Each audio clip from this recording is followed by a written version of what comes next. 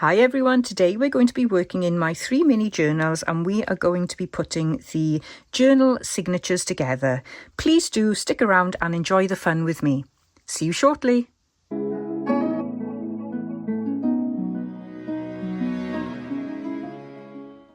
Hi everyone, welcome to Hilltop View Journals. Today I have got a desk full of yummy goodness. I've been playing with RachandBella Crafts sewing kit and I have been creating Frankenpages. So this one is quite a small one. It's like a small roll, I guess, of paper, and the front and back, the orientation is pretty much the same on both sides. And I've created this page. It's a bit like a collage page, it's a bit like a masterboard, but without the backing, so you can have pretty images on the front and the back. So I've done a smaller one here, which I sat on my sofa one evening and just glued things together. This one then is a larger one. I've used larger images, larger background pages, and again the orientation is the same on both sides. And I've also put this through my sewing machine and done a little bit of stitching as well. And I'm going to cut these up, although I do love them as they are, but I want to use them in my mini journals for the signatures. So let's have a play and I'll show you what I used to make these lovely background pages. Of course, background pages in the kit are beautiful on their own, but I think it's nice just to add your own stamp to them. So I did different things with Rachel's kit. Some of the pages I printed as they were, back and front, and made sure that I did backs and fronts differently on each page, and then I just chopped them up into squares. Well, not squares, rectangles. These are little leftover pieces which are really handy. On some of the background pages, what I did was I printed 9 to a page. So I chose 9 pages, 9 background pages, and then squished them all onto one page, and then I cut those out. And I did a couple of those different images on each A4 sheet of paper, and then I printed different background pages on them. So when I cut them out, then I get different backs to the fronts. So that's one way of doing it. I also printed background pages smaller, and what I did was, again, I highlighted 9 pages on my printer software, squished them all onto one page, and then so that gave me different fronts and backs. I hope that makes sense, but basically I tried to create little squares or oblongs, rectangles that had different images on the front and the back, and it's quite a lot of fun actually playing with your printer and getting these images. And I've got leftovers, some are the same size, some aren't. I also printed a couple of the collage pages that Rachel has got, and again on the collage pages I printed different backs, and then I cut out images from the collages. So these are the correct size for an A4, and I cut out the images, and then the rest of it then I just did different sizes. And you get some really pretty images like that. I mean, it's just so beautiful. Excuse me. But the whole point of this is to manipulate the beautiful images you have in front of you and create your own collage. And that's what I've been playing with. So I wanted to do a little bit of this with you today. It's not complicated at all. It's nice and simple and calming is what I would suggest this is. And you can see here, like this one here, I printed background page on one, background page on the back, and then you try and sort of alternate them so they're not all together, but it's good to have different images on each side of the page. So I'm just going to put these all in front of me here, and the way I did it was, it doesn't matter what size you do this. You could do this for tags and pockets and belly bands and all manner of little mass making projects.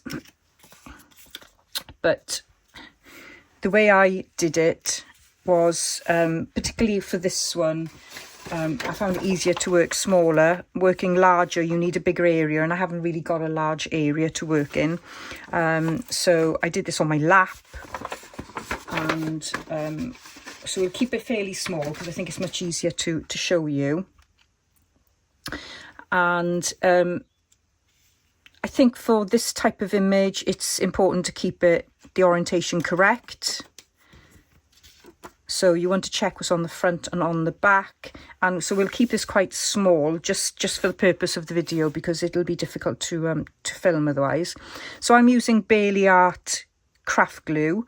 You could use glue stick, but I found that there was too much glue then on the rectangles. So it's nice to have a fine liner just to do a small piece of glue.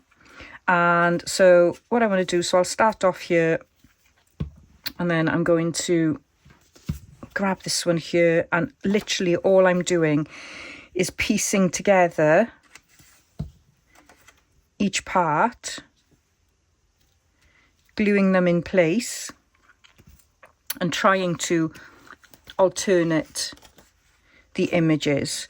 And what I liked to do while I was doing this was flip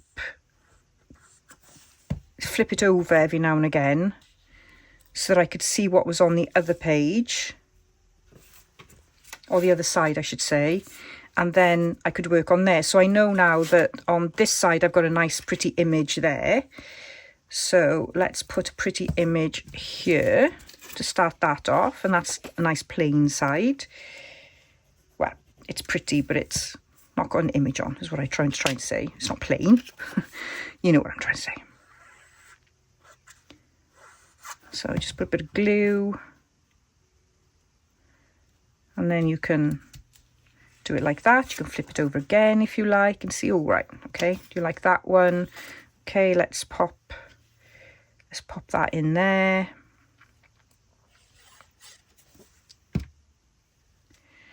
And I quite like doing something like this when I'm either really tired and I haven't got much energy in me, or I've had a difficult day, and I know that if I try and do something complicated, I will get frustrated and then even more irritated. So I can put that image there. So pretty, isn't it? Sometimes I put glue on the base, and other times I'll put glue on the rectangle, depending on the difficulty of the shape. You do get glue everywhere, but if you're careful, you can rub it off quickly. I wasn't careful when I was making these earlier. I think we can have another image. I'm actually running out of the images now.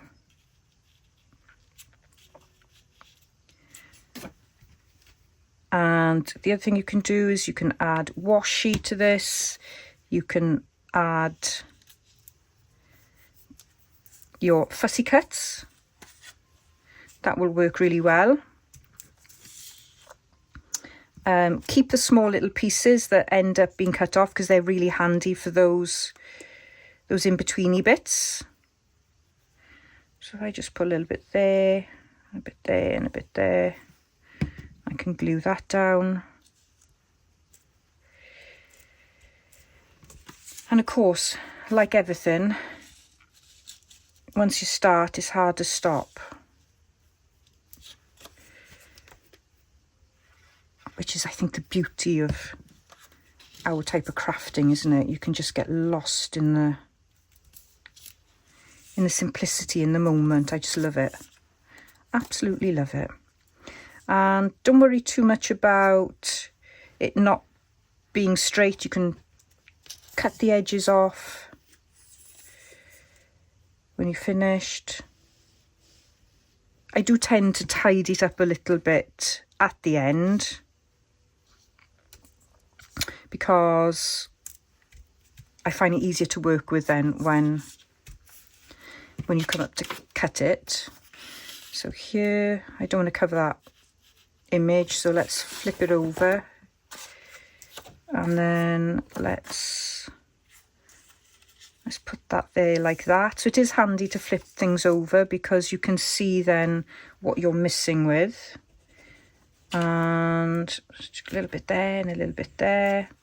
And you may end up with pieces that are the same together, but what you can do then is you can separate them with washi, or you can separate them with a little bit of a fussy cut, which I haven't got in front of me right now.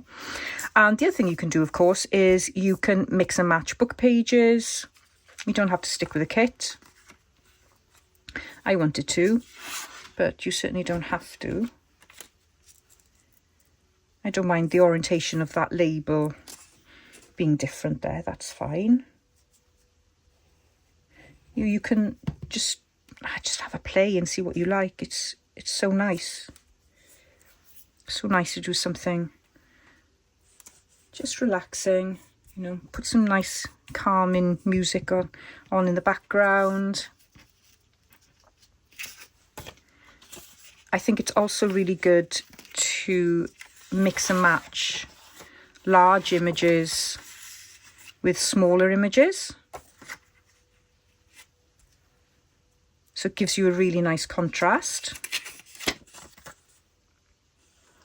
You could also add some really nice lace and doilies.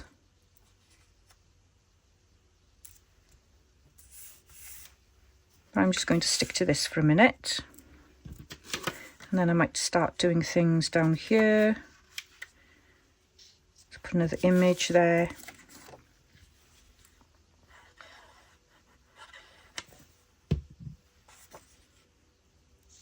And I promise you, once you get into this, you're going to find it so difficult to stop.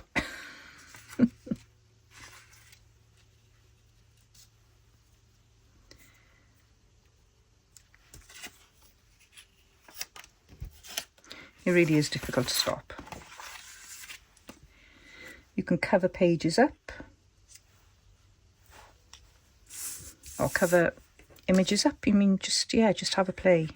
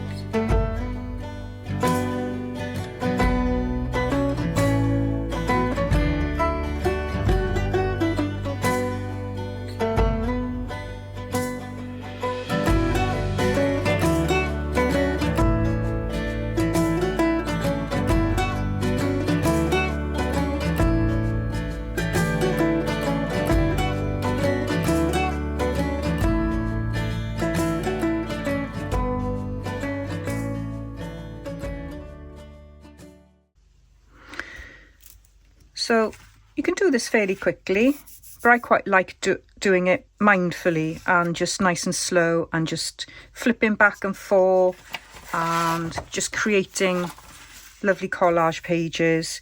Once you've finished as much as you want to, you can then go in and do a little bit of gluing, just where you see a little bit of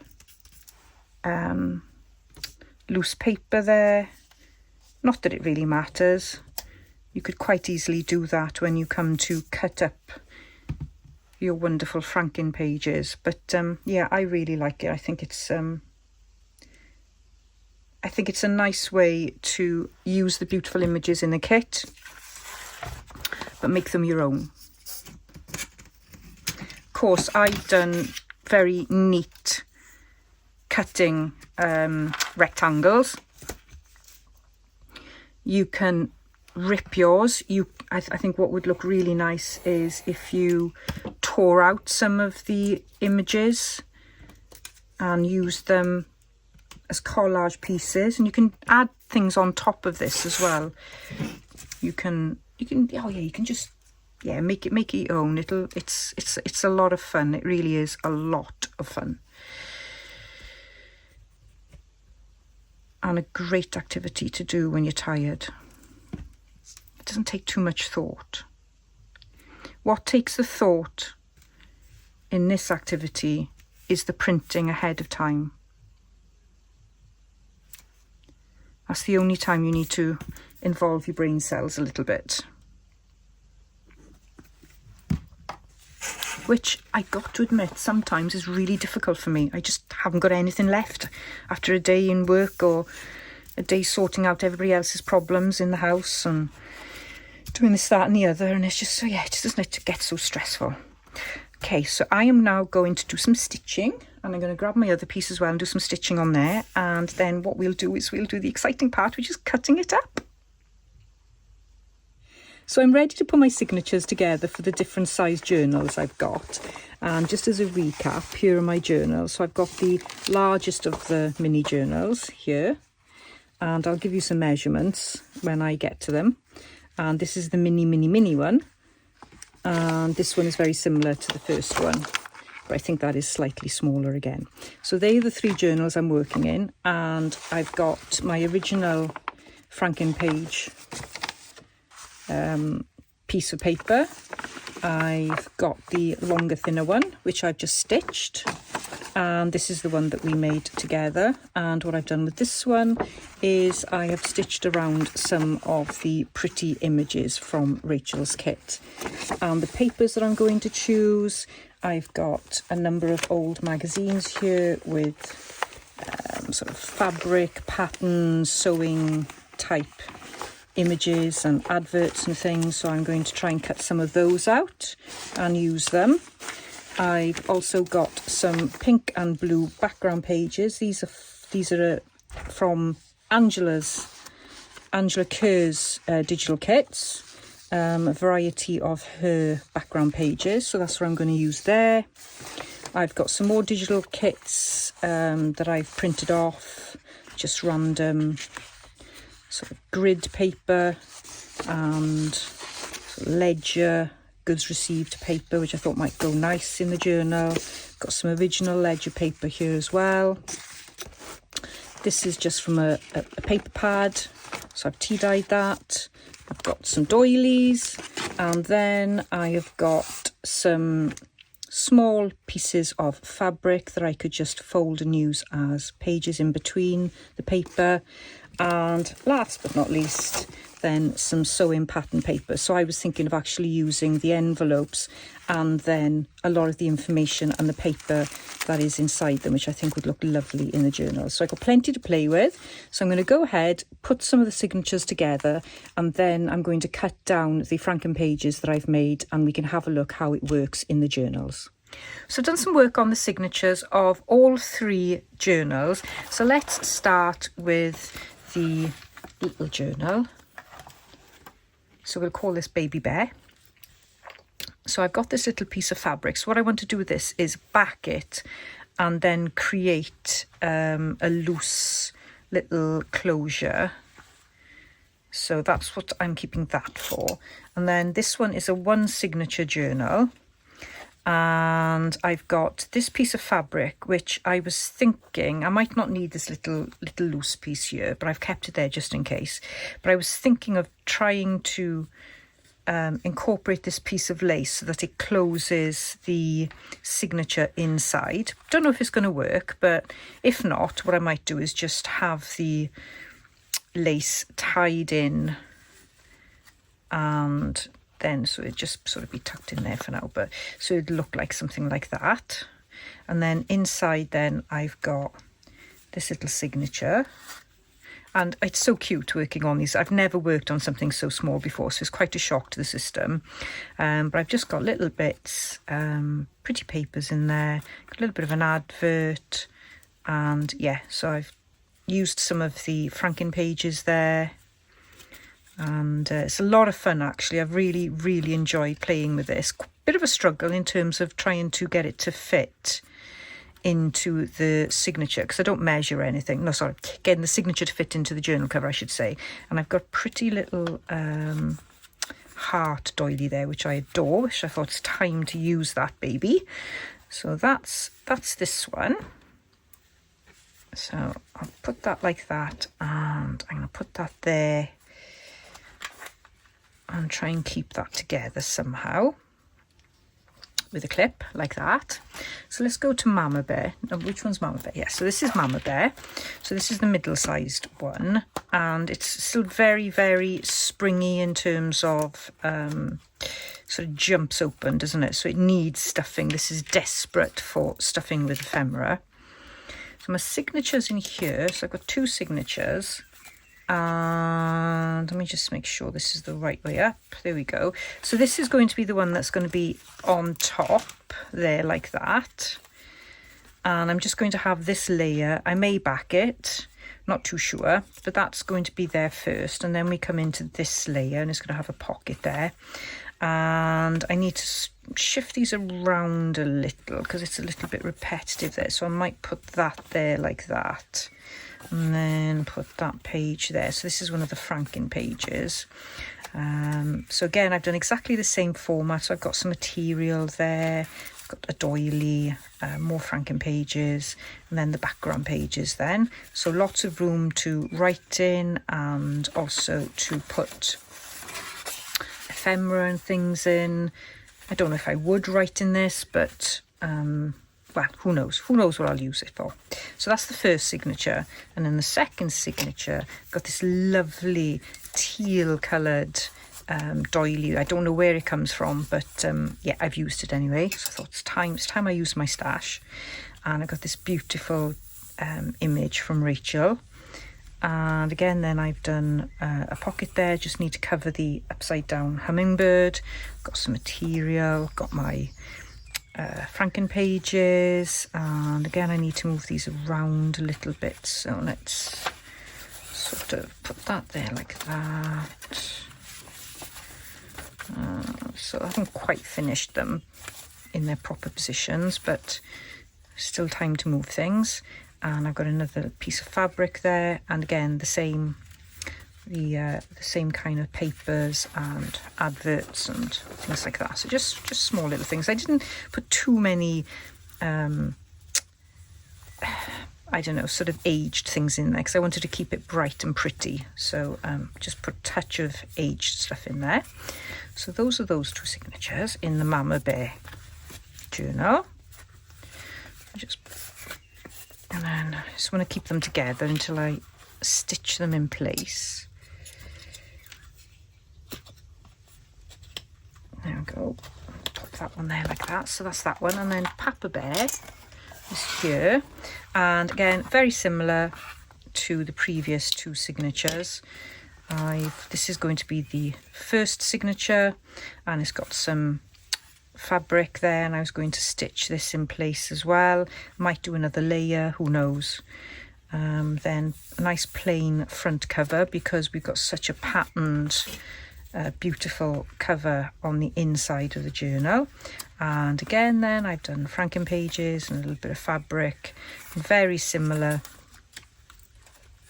I don't know what adverts I got in this one. I think there is one here.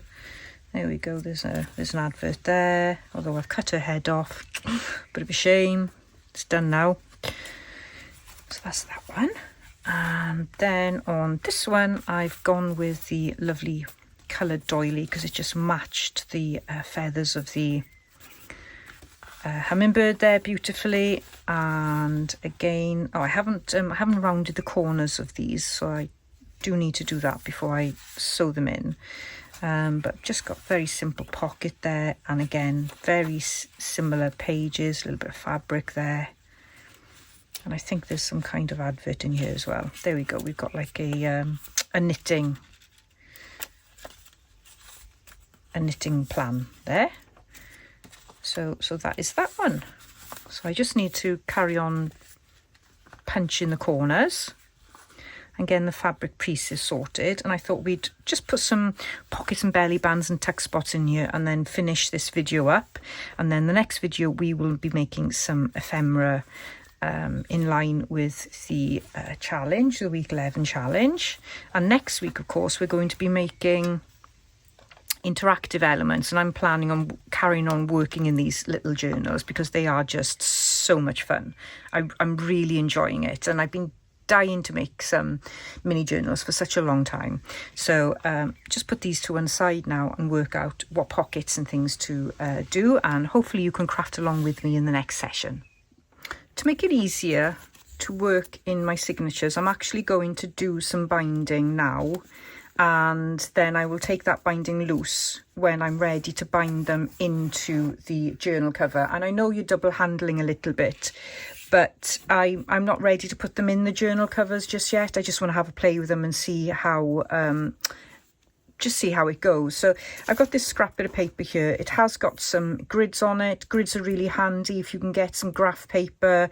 It makes the process of doing a template a lot easier. If not, you just need to just fold and measure. But what I'm going to do is I'm going to fold this in half. Well, actually I'm going to use that side because it'll be easier. So yeah, I'm going to fold it in half so I get the crease. So that's where it's going to go into the signature to measure the holes. And you can fold it again then to get the middle. So you don't really need the grids, but they do make it a little bit easier. So if I get a pencil here. So that is my centre. And I'm going to write top and bottom here.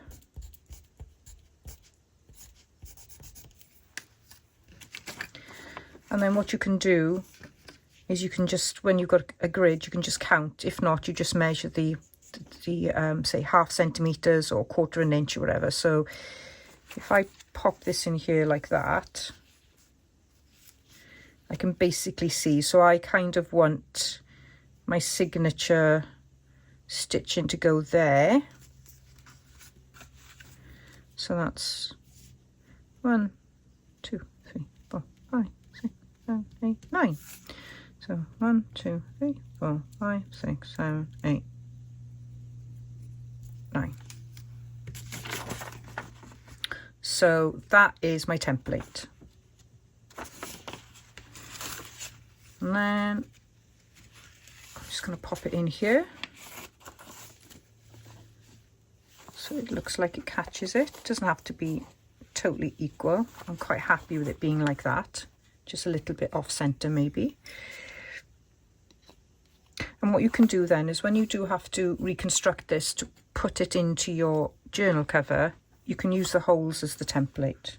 Or you can just use the template again. So I'm going to pop that in nice there. A hole in there.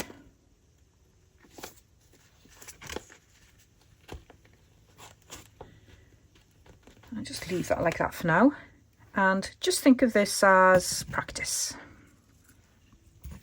You can also reuse, you can reuse the thread as well. If you're using wax thread, it lasts quite a while. So I've just done 3 times the size of the signature, which is probably way too much because I don't plan to put any dangles on this one, but that's okay.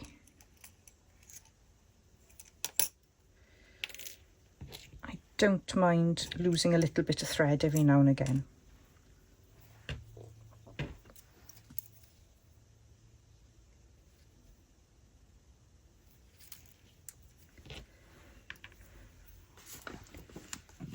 So I find it easier to go in through the middle. So I'm going to do that for the sake of the video. But if I had more time, I'd go in from the outside and leave the threads on the outside. But I always struggle doing it that way round. I don't know why, because it's the same process, but somehow I struggle with it. So it's probably because I just don't do it often enough. So I should really be practicing. That's the moral of that.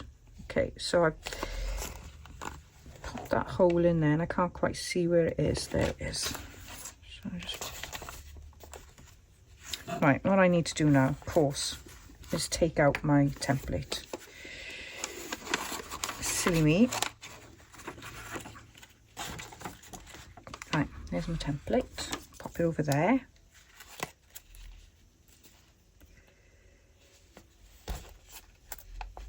wondering why I couldn't see the hole properly. Okay, so that goes in there. And if you do struggle with this, then take the time to practice with some scrap paper. It does get easier, but honestly, I still do sometimes struggle with certain signatures and I just can't get it right. Right, so I'm just going to move that out the way. So I've got a bit of a hole there, which isn't great.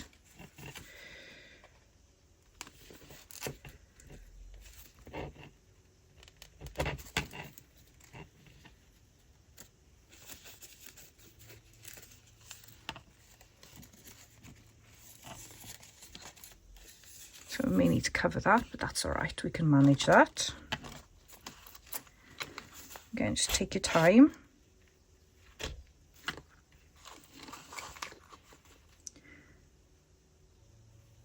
Yeah, this doily isn't making it easy for me.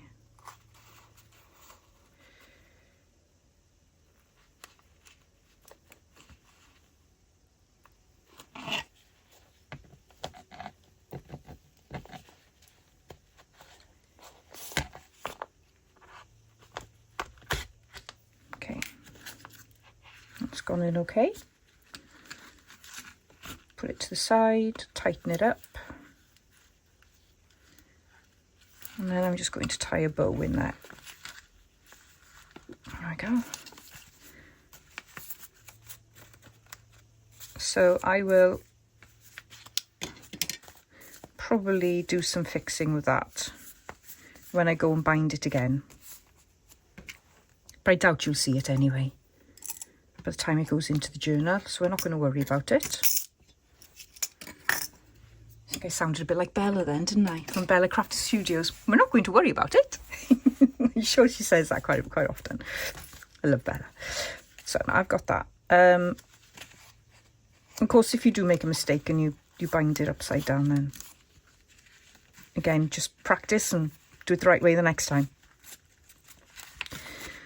So I think that's easier like that, and then I can start playing. So I've got a little pocket here and I need to make some kind of clusters and things like that there. I was going to leave that fairly plain. I might do some stitching around there. This is a lovely page that I think I could do with some kind of tuck spot there. So I'm just going to do very, very simple pockets and tuck spots and things, because I don't think you need that much fuss when it comes to a mini journal, which is great for me. So I want something that's going to contrast a little bit, and I want to use up my scraps as well. So we'll trial some of these pages. That's kind of cute. I like that. I think the blue sort of goes into the background. I think that really does provide a cute contrast there. So we want it to be fairly substantial so we can put something in there. So I'm going to double it up and I am going to glue it.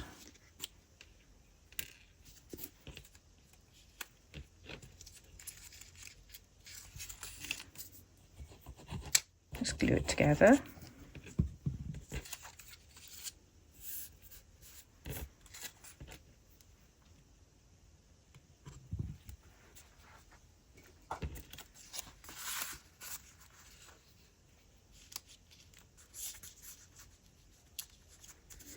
And then mark where I need to cut it. So I'm just making some creases there. Actually, I need to do it a little bit different. That's what I need. So mark that crease there. And that crease there, like that. Okay.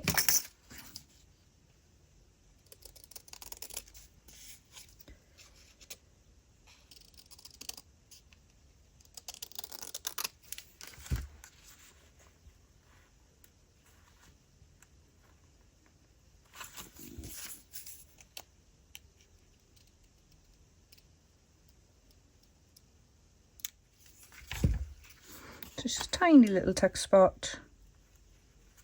And I'm going to clip that now to the side of the page. And when I've worked out all my pockets and things, I'm going to then do a little bit of stitching. I'll probably glue that on, but I could actually go all the way around, so I may do that with a sewing machine. If you haven't got a sewing machine, then just do a good glue. Use a good glue on there. Okay, so that's that one. So I've just popped a little tag in there now, and that's my first little tuck spot done for this signature. And I'm going to stop the video there because otherwise it's going to get too long. And in my next video, which hopefully will be up at the same time as this one, we will carry on adding lots of pockets and tuck spots and belly bands and double pockets and lots of goodies that we can then start preparing for with the vintage ephemera for next week. So please do join me for the next video, but until then I will see you soon. Bye bye for now.